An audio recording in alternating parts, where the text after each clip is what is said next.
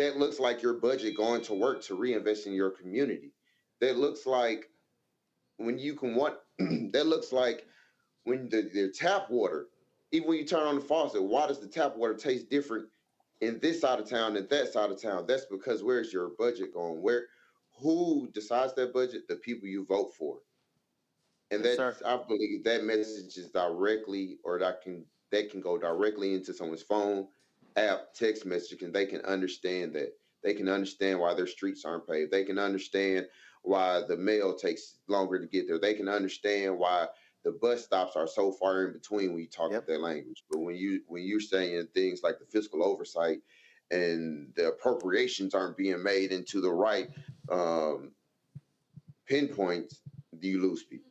Absolutely. State Representative Bell, we appreciate you joining us. Thank you so very much. Before I go Yes, to man. Congressman Bobby Scott, I do want to go to Scotty Smart, community organizer, activist in Atlanta.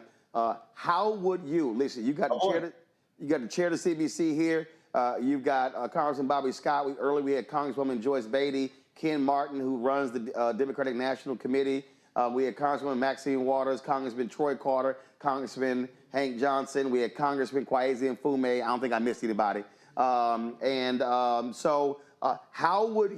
What would you say to them, how they should be messaging these issues over the next 2 weeks to reach black folks, especially young black folks?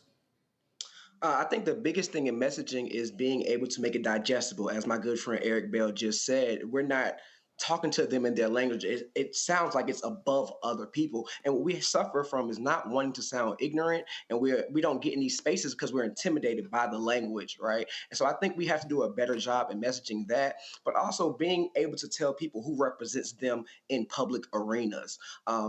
Most people don't know who their congressman is. Most people don't know who their senators are. Most people don't know who their state representatives are, their county commissioners, their school board members.